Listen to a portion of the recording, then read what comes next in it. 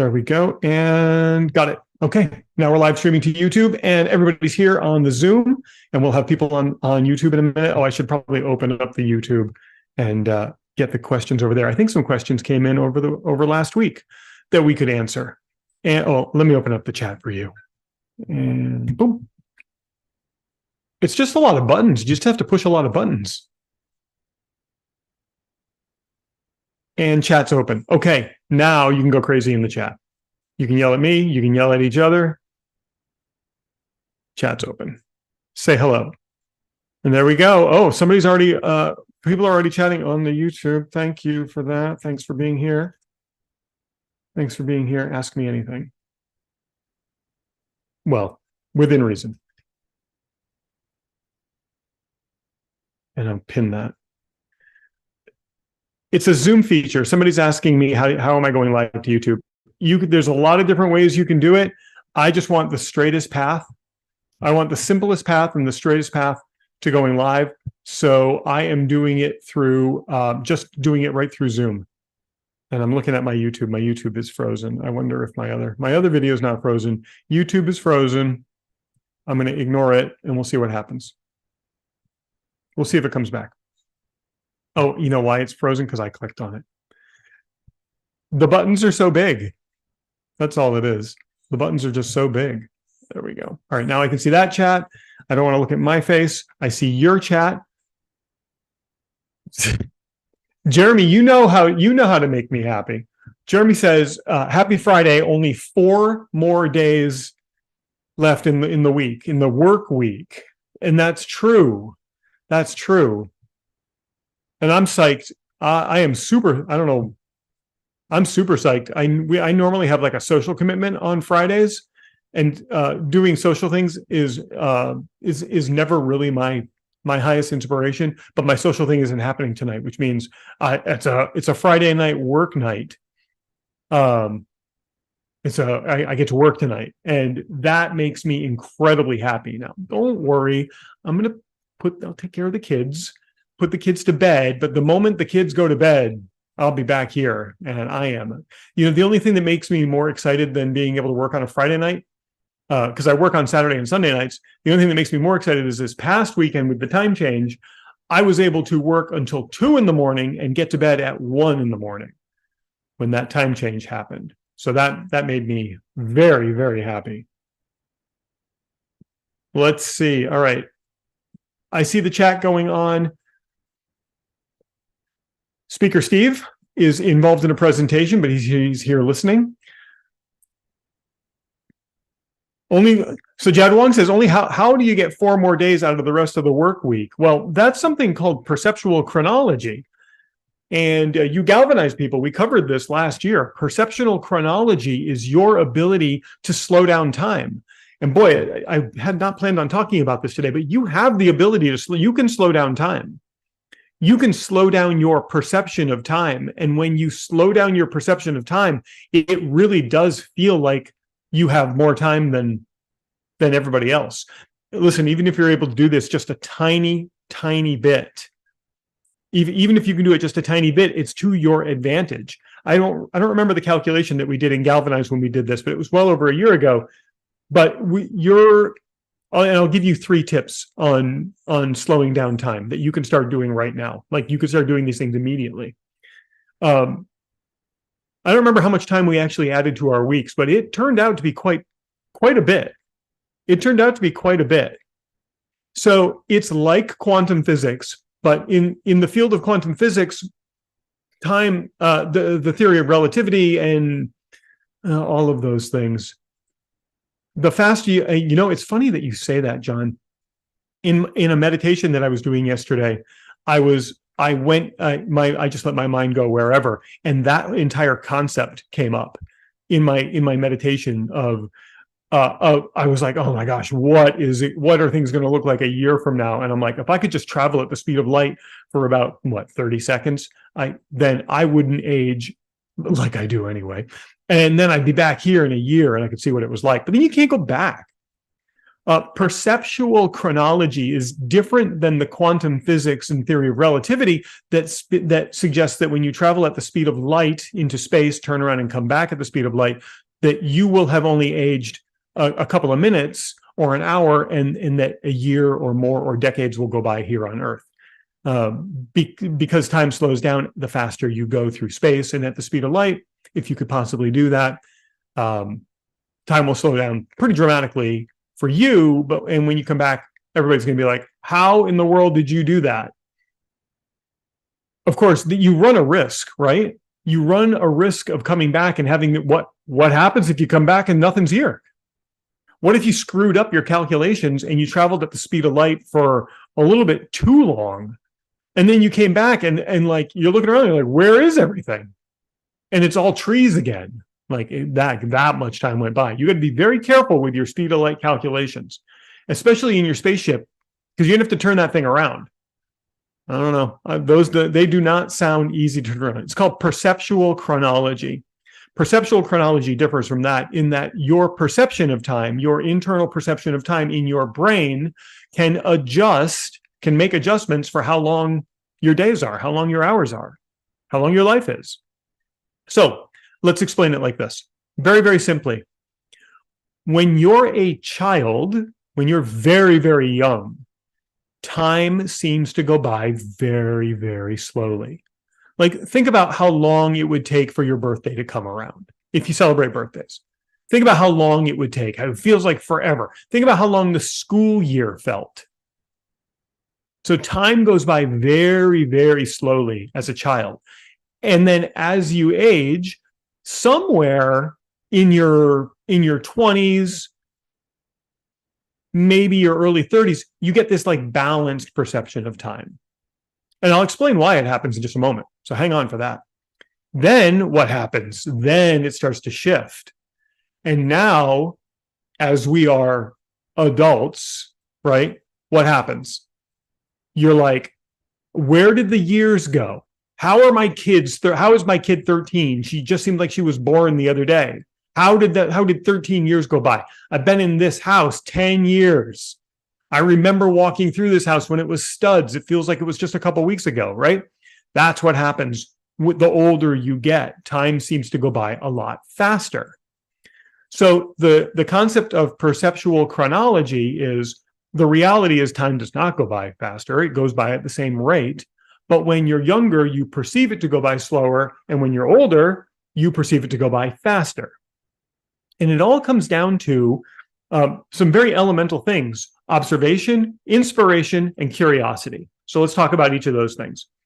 Observation is you're observing the world around you. The reality is, as you grow up, as you age, you don't observe as much.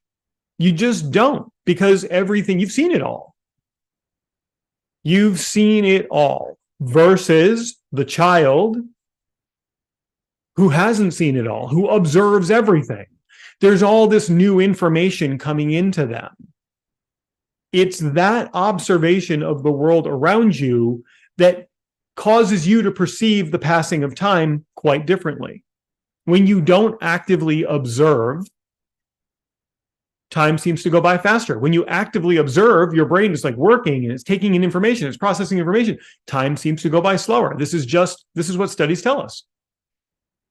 Inspiration is the second key. When you are inspired, you can adjust how time works for you. Now, there is a concept called global transient amnesia. You've all experienced it when you are either driving down the road. Everybody say hello to Franklin. Franklin, I'm glad you're here. Franklin, correct me if I'm wrong, could be your very first call. Welcome. Everybody say hello. Franklene. Franklin is here. And Franklin, it's great to see you here. I'm grateful that you're here today. I'll explain. And everybody, the spelling is Franklyne is the spelling on Franklin's name. I'll explain how the Friday calls work in just a moment, although kind of self-explanatory as you're sitting here. Global transient amnesia is the concept of moving through space and time and not realizing that you have moved through space and time. Sure. So moving through space and time without realizing that you have.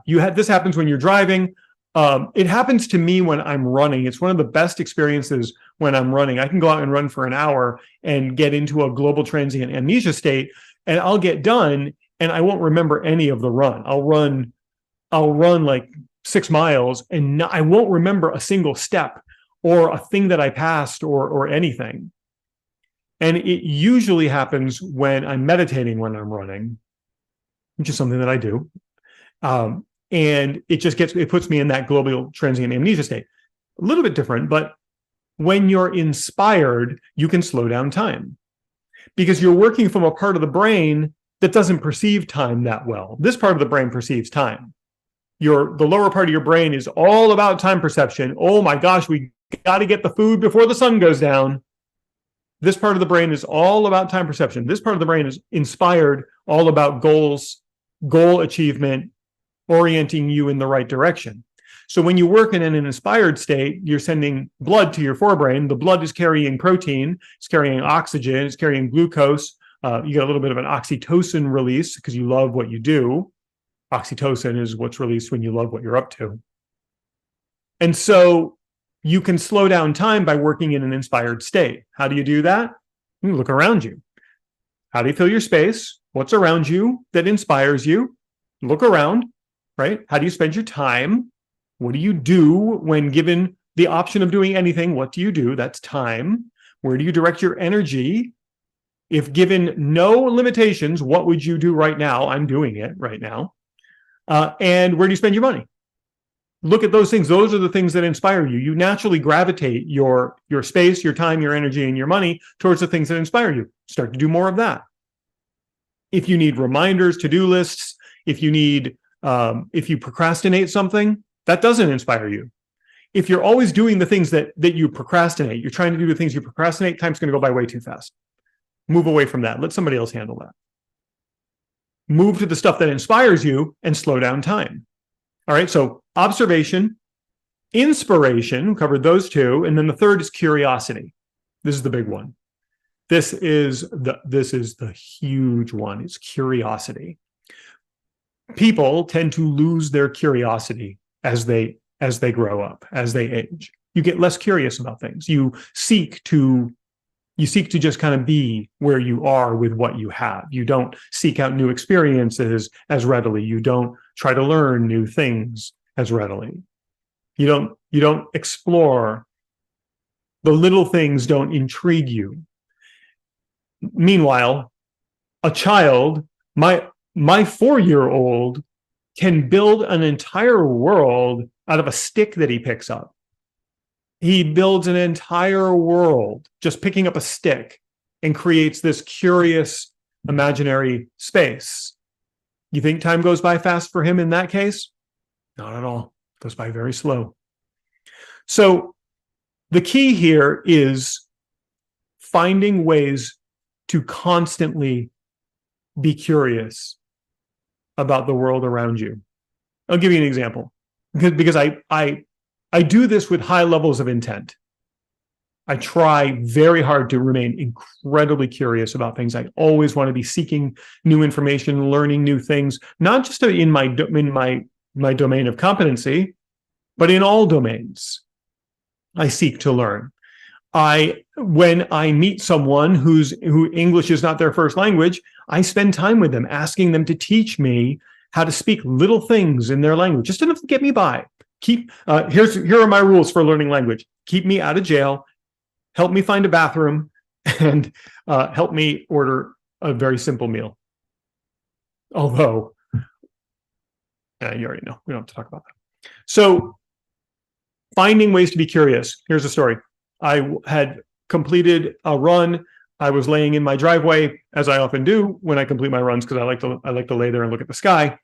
And I happened to see a squirrel on the ground and a butterfly near the squirrel. And what intrigued me, and I think anybody else, people driving by, people walking by, I don't think anyone would have noticed this, but my curiosity was piqued. And what I noticed, and I don't even know how this was happening, but I noticed that the butterfly kept swooping down at the squirrel, and the squirrel was trying to grab the butterfly. but neither was experiencing the one wasn't catching the other, one wasn't hitting the butterfly, wasn't hitting the squirrel, squirrel wasn't catching the butterfly. By the way, you're sitting there and you're like, Chris, you're supposed to be teaching us how to get clients. This is how you get clients. If you can slow down time, you have more time to do the things. If you can stay curious, you're going to uncover nearest neighbors that are going to help you in what you do. So I watched this butterfly swooping down, and the squirrel would go like that, and then the butterfly would fly away and swoop down again. I was mesmerized by this. It felt like 3 hours went by. Reality, 5 minutes went by. How do I know? My timer was still going off on my workout.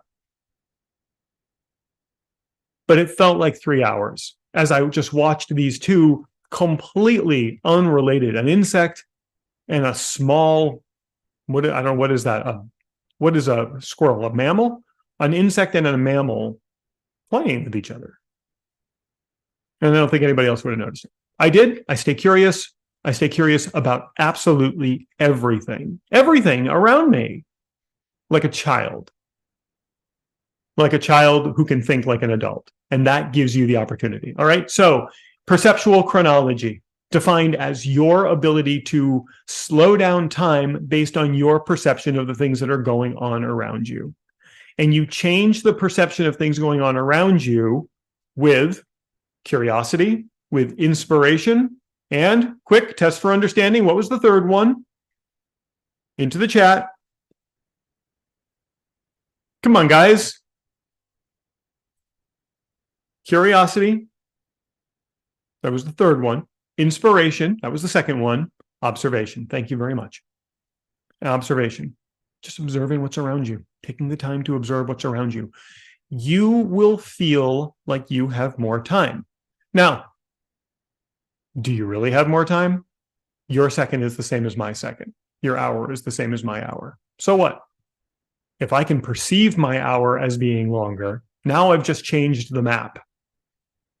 Now I can get more done. If I can slow down time, I can get more done. Imagine, Rukia, thank you. Jed Wong, thank you. Imagine if you could just gain the perception of an extra 30 minutes a day. Imagine. That doesn't seem that hard to do if you stay curious, stay inspired, continue to observe. Imagine if you could gain just 30 minutes a day. And imagine, I don't know how this would happen on the face of the earth, that you only work 5 days a week, but maybe you do. Maybe you do. Well, that's 2.5 hours. You can do a lot of damage in 2.5 hours if you're able to focus on moving things forward. Thanks for coming to my TED Talk. Franklin, welcome to the Friday Open Q&A. This is different than the Thursday implementation workshop, which you will get to be invited to next Thursday at 11 a.m. Eastern. In the Friday Open Q&A, it is literally a free-for-all in the chat, on YouTube, and here. This meeting is, I broadcast this to YouTube, which I'll check in on the YouTube and see if there's stuff going on over there. Thanks, Cicely. Thanks, Eileen, over on YouTube. Thanks for being there. Awesome. Franklin, let's make you some new friends. Would you put your LinkedIn profile or whichever social profile you want people to connect with you on? Would you please put that into the chat here on the Zoom so that you can get a bunch of new friends? The people who show up on this call on Fridays are the greatest. I'm going to compliment all of you right now. Are the greatest people. It's just amazing. There are 31 people on this call right now. These are the most dedicated, amazing people who are here to not only stand shoulder to shoulder with you as we do what we do, but they're also here to support you. They're here to help you. They're here to cheer you on. We're all in this together. So Franklin, if you could take a minute and pop in your LinkedIn or whatever social profile you want into the chat so everybody can see it. That is if you want some new friends. If you don't want new friends, and maybe you don't, totally cool. Totally cool. I'm going to head over and see if there are any questions anywhere. Oh my gosh, Rukia, thank you. Don't make this about me. Don't do. Franklin does want, and please, I hope I'm pronouncing your name right, Franklin. Franklin does want some new friends. Good. I'm going to look from the past week and see if any questions. I don't see any questions queued up in Zoom. So if you have any, feel free to ask. I am going to go into YouTube and see if there are questions from last week.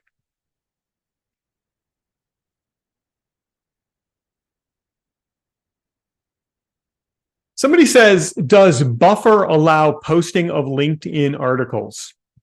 So Buffer is a tool that you can use to schedule social media posts to be published at a very specific time. And Buffer allows you to create the content, set the day and time that the content is going to be published, and then you don't have to be sitting at your computer, and Buffer will publish it for you. There are many tools that you can use to publish to social media. Buffer happens to be one of them. The specific question is about Buffer and can it post LinkedIn articles? The short answer is no, it can't. And in fact, there was only one tool at one point that rumored they were going to be able to publish LinkedIn articles, but hasn't happened. And so there is a technical limitation between the scheduling software and the way articles are published on LinkedIn that we haven't been able to cross that. And that's okay. That's all right. So the short answer is no, Buffer cannot do that. What is also important to realize is that no social posting tool can post to a personal Facebook profile. You can only post to a business Facebook profile. Okay, so there's an answer for you there. Let's see what else we got. Pardon me. Franklin, they're looking for your LinkedIn profile. Can you copy the link to it? Here. You want to do it? You want to do it together? Let's do it together. Let's go find Franklin. Yeah, you can post it to your business. Darcy says, post it to your personal or your business profile and then share it to your personal profile. Absolutely can do that. All right, Franklin, you're going to get the spotlight.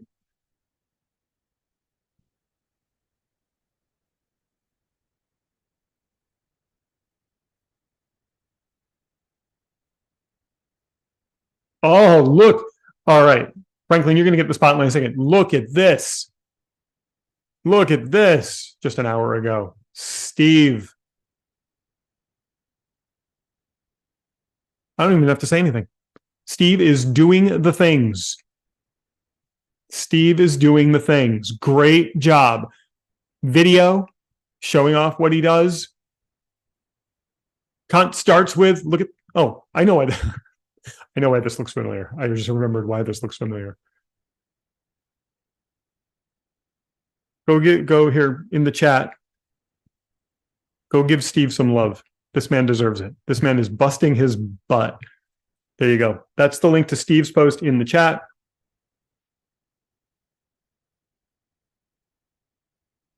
And Franklin, let's find it. Did I spell it right? Maybe. I think I did. Oh, look at Eileen, who is all over it. Oh my gosh, Franklin, why are you and I not connected?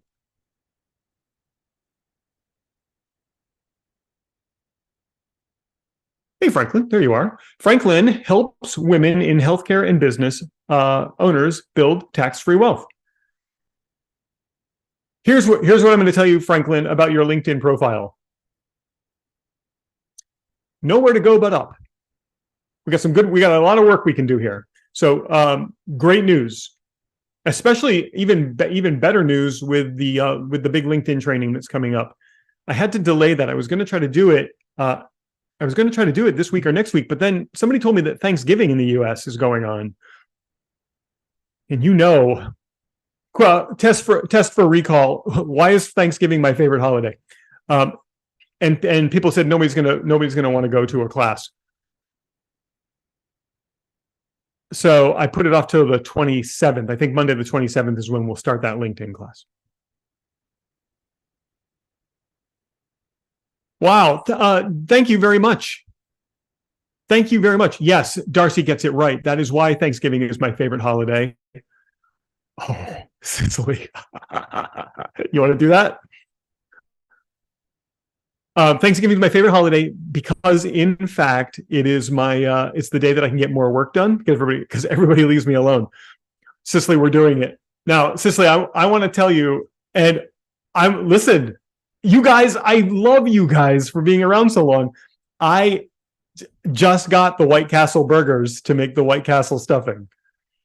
New, if you're new since last November, hold on. Let's keep on track here. I'll come back to this. We're going to come back to the turkey leg and the White Castle stuffing. Okay, Franklin, nowhere to go but up. We're going to do a great job with your profile. We're going to do amazing things with your profile. And within moments, you're going to have. Come on, guys, can we get her over 200 connections? Can we get her over 200 connections in the next half hour? Let's do it.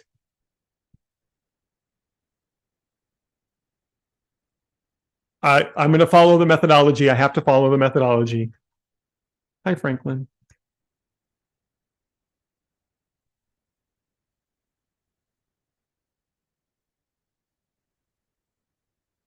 Oh, I'm going to tell you all about White Castle stuffing. Don't you worry. Get your notepads out. You're going to want to write this down.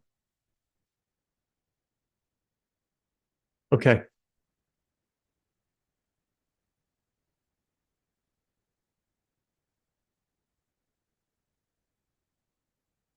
There we go. Come on, come on, guys. She needs 13 connections or 12 now, because I just did it. In the next half hour. Come on, we can do this. We can do this. Here, I'm gonna put it out on YouTube too. Let's see. Oh, it's only 11 now. Okay.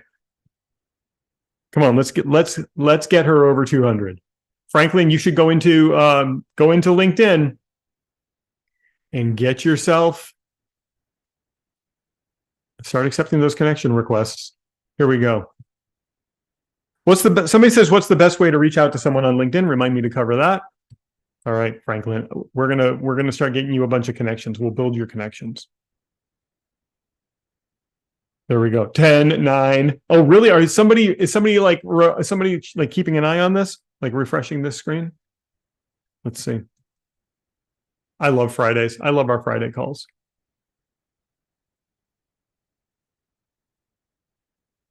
Better, Franklin, come on, get on that accept button. Let's go. As my Polish Nana would say, Hutch tutaj. Hutch tutaj, Franklin. Oh, she accepted mine. Oh my gosh, look at this, 193. 7 to go. When I look at her profile, I can only message, not ask for a connection. If you click on more, it's hidden. Click on more, it's hidden down in there. And there should be I can't show it now, but when you click on more, it should be there. Let's go. Come on. Can we get her over 200? This is the equivalent. Oh, 4 to go. 4 to go. This is the equivalent of an internet hug, isn't it? This is like an internet LinkedIn hug. Come on. 4 to go. 4 to go. I'm holding on to hope.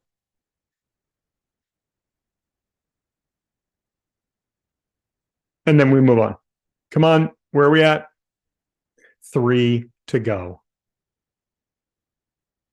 3 more. Let's go, people. We can do this. We're all doing this together. What a nice welcome to the group. Franklin is in Greenbelt, Maryland. Sounds like a lovely place. Never been there. Certainly sounds nice. All right. Cicely, I will never be able to find it because of the volume of content that you and I create. We'll check back in on this in a minute. For those of you who have not been around since last November, Cicely and I challenged each other last year. Well, I don't remember. I remember I ate a turkey leg. Did I challenge you to eat a turkey leg as well? Was it a turkey leg or what? Did I have you eat a giant spoonful of mashed potatoes? We'll have to try to find these videos. Cake. I challenged. So what Cicely and I did last Thanksgiving was we challenged each other to do a live video and talk about something, and then Cicely took like a handful of cake and took a big bite of it. And then she challenged me to take a turkey leg and hold the turkey leg, and while I was talking, take a big bite of it. We both did it. We both went live doing it. I don't know where those videos are. I'm sure they could be found. It was hilarious. So it seems to me like that challenge has just resurfaced. And I'm sitting here thinking, how do I up the ante on this one? So Cicely, I'll encourage you to do the same. I'm going to up the ante on you this year. We'll figure something out. And then not related to marketing at all, like not even one bit related to marketing. The Game On is right. The stuffing, the dressing, depending on what part of the world you're from, that I make for Thanksgiving, I make it with White Castle hamburgers. I get 10 White Castle hamburgers and no cheese on these things, no ketchup. You don't want ketchup there. And you take these things, you tear them up into small pieces, you put them in a bowl, and then you chop up a bunch of celery, toss that in, chop up an onion, toss that in, and then you hit it with a bunch of herbs, and then you pour a bunch of stock over it to get it, to a consistency of stuffing. Then you bake it for like a half an hour. I know you're asking. I know you want to see a picture of it. I'll show you a picture, and then I'll answer some questions if there are any more questions. That's a violation in the Deep South. No, why? What have I done wrong, Rukia? What have I done wrong? What have I done wrong? What have I violated? I'm going to show you a picture. Let's, all right. I think I'll see how many, I think I might only have one picture to show you. I have yeah, I do. Ready? Okay, ready?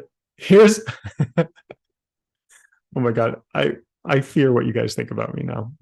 Ready? This is me getting ready to cook it. Okay.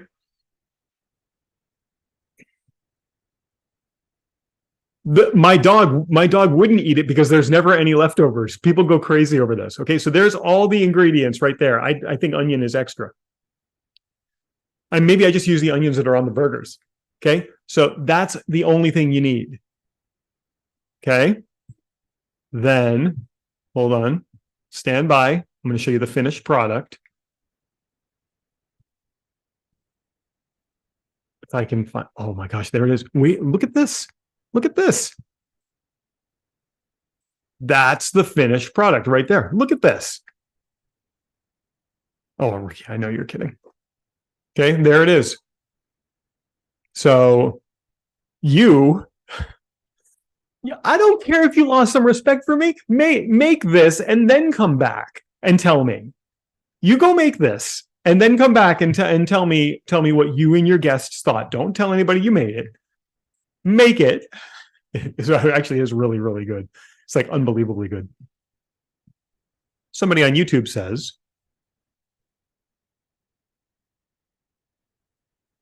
some good questions. All right. Vasu, just hang on. I'll be right with you. It is a version of it. It's a great version of it. Somebody says, what's the best way to reach out to someone on LinkedIn? The best way to reach out to someone on LinkedIn is to, let's jump back. There are two things that people seek online. People would love to be heard, and people would love to be understood. And if you can demonstrate that you hear someone in their mission, in their battle, okay, if you can understand that, they're going to like you. They also want to be understood. So if you can demonstrate to someone that you understand their position, now you have different values from them, so but if you can demonstrate empathy, that you understand someone, there's going to be an increased chance that they want to spend time with you, learn about you, ultimately spend money with you. So when we are making connections on LinkedIn, the exact wording of this question was, what's the best way to reach out to someone? The best way to reach out to someone is to understand what their mission is, understand what their battle is, understand what they value. And we can understand these three things simply by observation. Look at the content they post, understand who they are, and then when you reach out to them, reference that stuff. Make it not about you whatsoever. Make it all about them. And again, you don't have to be as inspired as they are by their values, but you can reference them. Show them that they're heard, show them that they're understood. That's the best way to reach out. The worst way to reach out to someone on LinkedIn is, and it's happening to me right now, I'm trolling somebody on LinkedIn with a conversation. I'm waiting for the pitch. Because I play the Uno reverse card. The moment they pitch me, I then slam them and say, this is the worst pitch I think I've ever seen. And then I try to sell them into this program. It's worked a couple of times. The worst thing you can do is try to pitch to somebody on your reach out. The second worst thing is you can write hi. If a complete stranger, you write hi to, and that's how this person started with me this morning. Hi. You have to think about what you would do if you were in a large area with people. It just doesn't, hi, how's it going today? As a reach out on LinkedIn. I know what's coming. I know you're about to pitch me. So don't ever. Remember the key data points. Here we go. We talk about this a lot, but I think it's important to remember. You could probably cite these things by now. Who remembers these?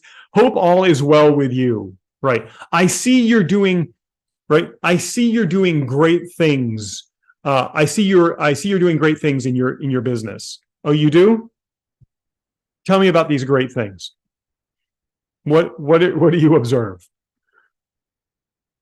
I would normally write this, but my handwriting can be atrocious. Ready? Remember, these are the data points. I repeat this all the time because I want this to be your business mantra. 32 impressions over 3 weeks. For someone, 3 weeks. That's how you say weeks in Polish. 3 weeks. For someone, I can actually write better than I can type. For someone to take a step, and I'm talking about a micro step. People do not move fast at all. So what does this mean? Synthesize this. Synthesize this. They have to see you a lot over a long time. This one key right here is to your greatest advantage. Tom says he likes it when people talk about his website because he doesn't have one. That's hilarious. I noticed your website isn't something. Oh yeah?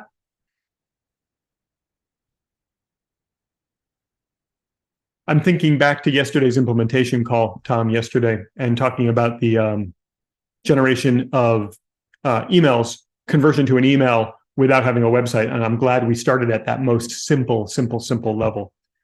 And I know you were there checking that out yesterday. So this is to your greatest advantage. This is your greatest competitive advantage. Here's why. The human nature is to try something for about 7 days before giving up on it. That's human nature.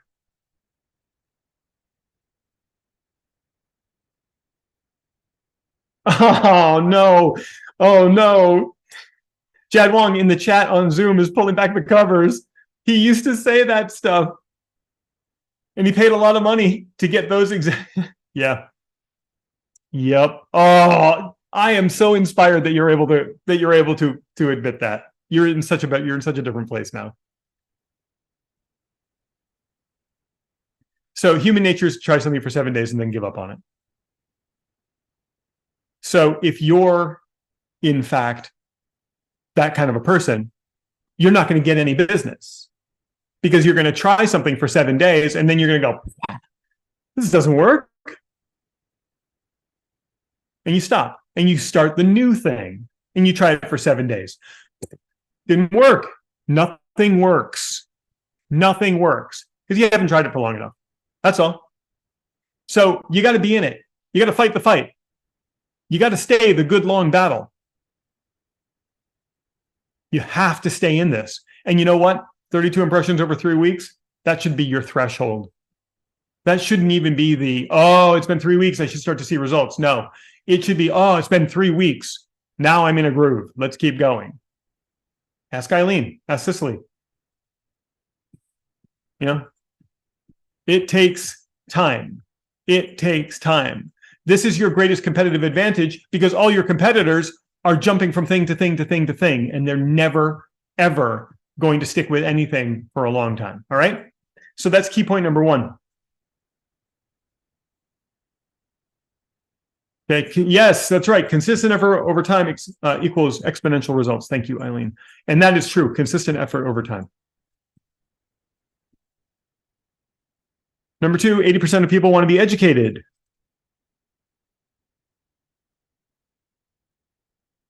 Before buying. The more you educate people, the more they see that you're the person that can help them. And educating produces high levels of EEAT for you.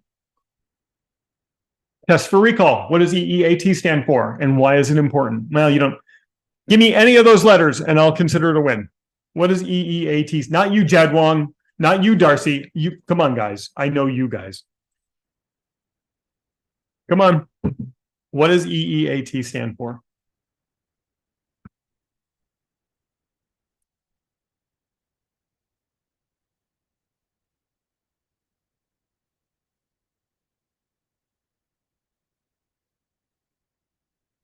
EEAT, education. Thank you. It's education, expertise, authority, and trustworthiness.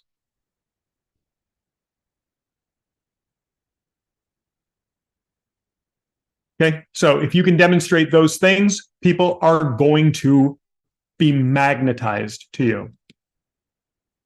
Okay, so people want to be educated. By educating them, you're demonstrating education, your own expertise, your own authority, and your own trustworthiness. Number 3, my favorite, 98% of people with buying intent have the brand they want to buy, have the brand selected. That's you. That's you. Okay. So 98% of people who have buying intent, when they're ready to make the purchase, they have the brand selected. If you can get 1 and 2 right, it's going to be you. If you can get 1 and 2 right, they're seeing you a lot over a short period of time. And 2, you're educating them every step of the way. They're going to pick you as the brand. When they're ready to part with their money in exchange for the solution that you offer, it's you. It's you. 98% of traffic that goes to the Beachbody website with purchase intent originated from a Google search for the word Beachbody, not a Google search for at-home workout program. Jeremy, I'm going to make you that stuffing, Jeremy.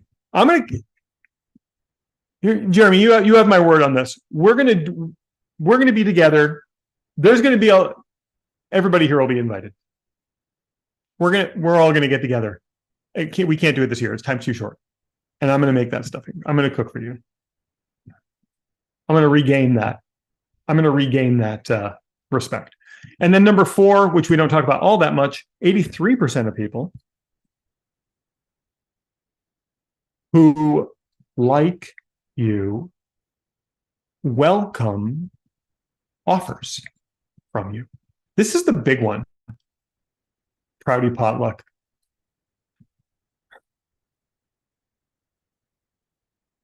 I have a joke that I'm not going to say. This one's very important.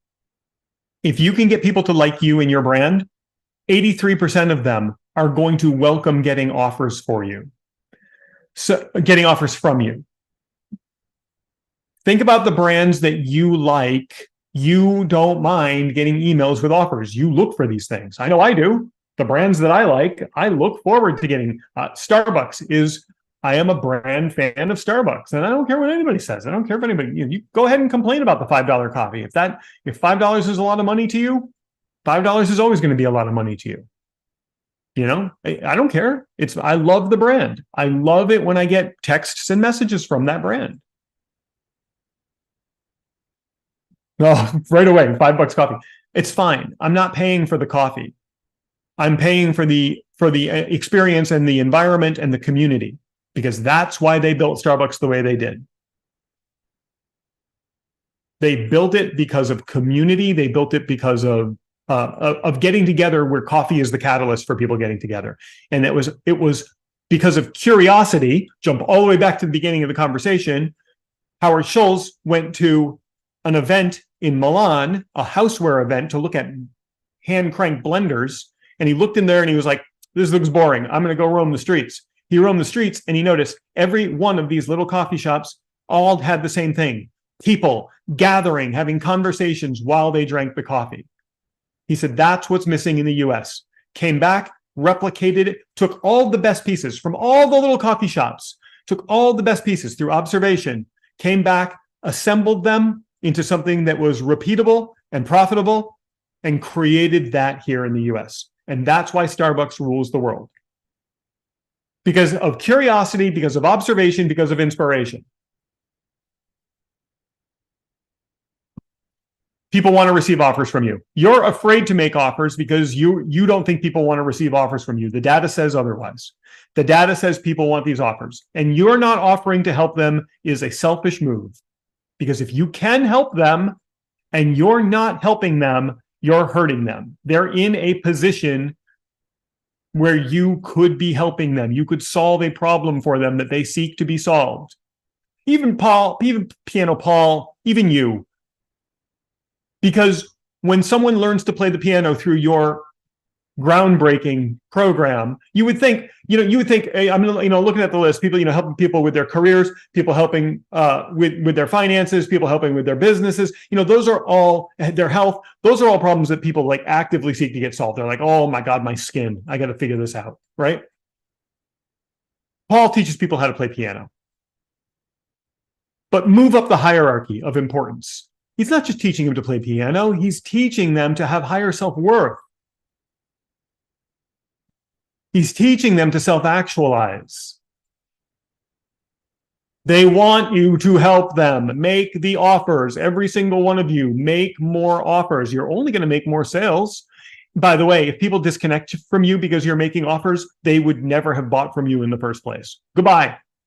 Goodbye. Farewell. I wish you the best in all the battles to come.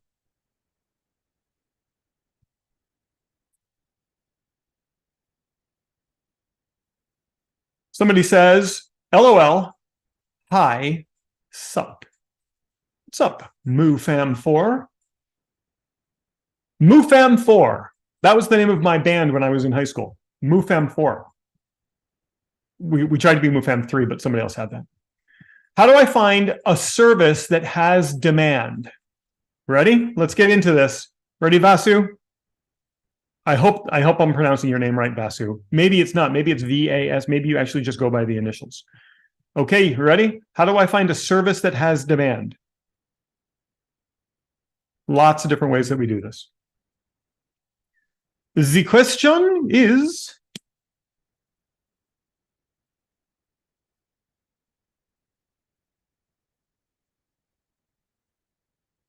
how do I find a service that has demand? That's the question from our dear friend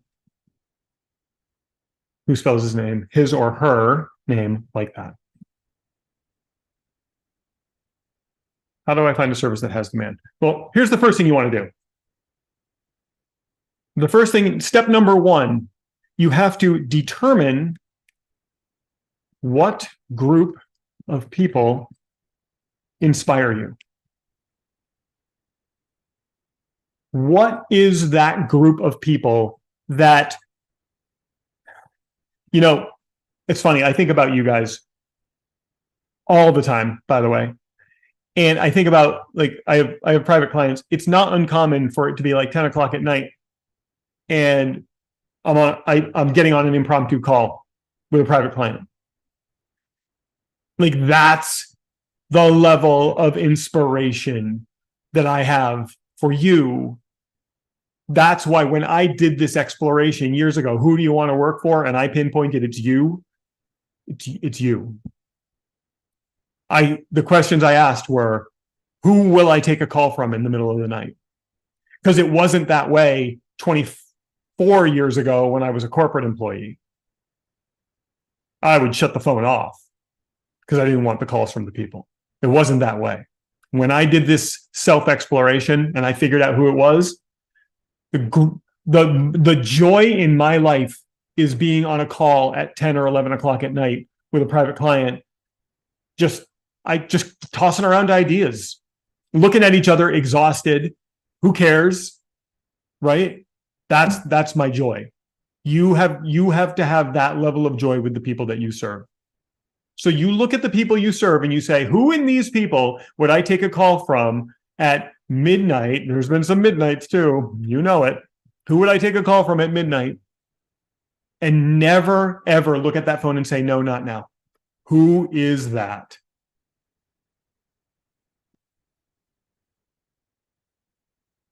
Was it that you didn't want the call or that you didn't want to support them? I just wasn't inspired to support them off hours. Right? I just wasn't inspired to support them off hours. And part of that could have been, I was a W-2 employee 24 years ago. I was working for, a big company. Okay. So you got to figure out who these people are. If you're serving people right now, look at the array of people and say, who would I take a call from? Who would I take if they were a client? If they are a client, who would I take a call from at midnight on a Saturday? That's your people. That's your group. That's all of you. That's all of you. 2. Now, this is the hard part. You have to talk with these people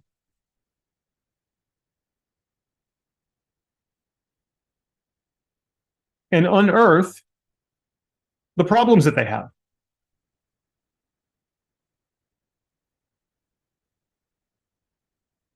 Key, you don't need to be able to solve these problems right now. You just want to find out what they are. How do you do this? A, surveys. B, info sessions. C, one-on-one.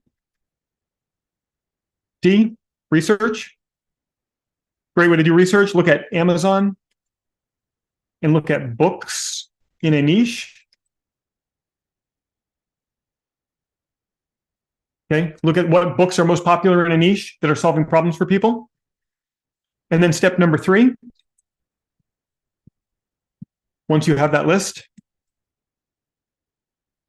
figure out which problem inspires you to solve.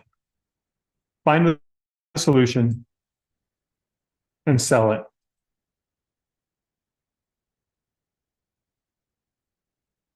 Sell that solution to number 1. And if you do info sessions, surveys, and one-on-ones, you now have a group of people that you can go back to and say, you told me that you have this problem that you wish to be solved. I have found a solution to that problem. I'm testing the market to see if the solution is something that more people will want. Would you like to give it a try? And then you got to be in fair exchange, so you charge them a little bit, or if you don't want to charge them money, but you should, but you don't, you could say, I'll do this for you for free in exchange for a video testimonial when I'm done. Now you're in fair exchange. And this is the fast track. Like you could have this done in a week. You could have step 1 done today. You could have 2 done in the next week. I have a private client that did 2 info sessions when she started her business earlier this year. And it was unbelievably revealing what she learned that she was missing in what these people wanted. The biggest key to all of this is you have to be inspired by the people who you're working for, and you must be inspired by the work you do. When you put those 2 things together, literally, you are unstoppable. I don't know what, Vasu, Vasu is the name of the person who asked the question on the YouTube channel.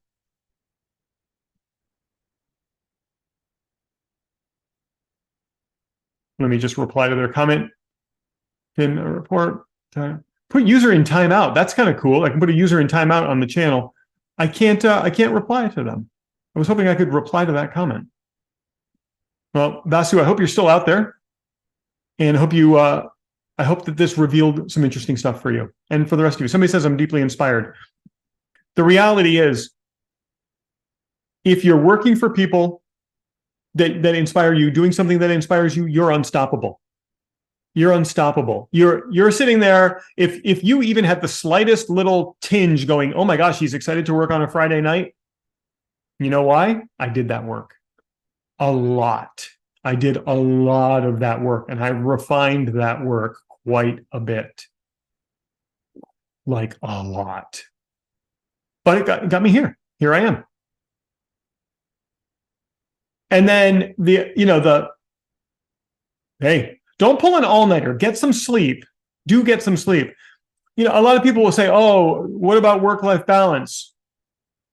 Well, why does there have to be work-life balance?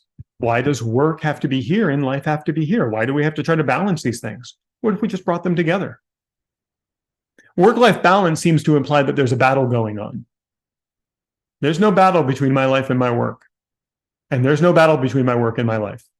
And my kids see a lot of me because I wait until they go to bed to work at night. I wait till they're asleep, because it's not like dad's not at dinner. Dad's not, the work and life are the same thing. Wow. Somebody says, I saw something about, this has been a really fun Friday Q&A. Thank you very much for being here. Thanks everybody on YouTube. Let me just make sure there's nothing left over there. We're good. So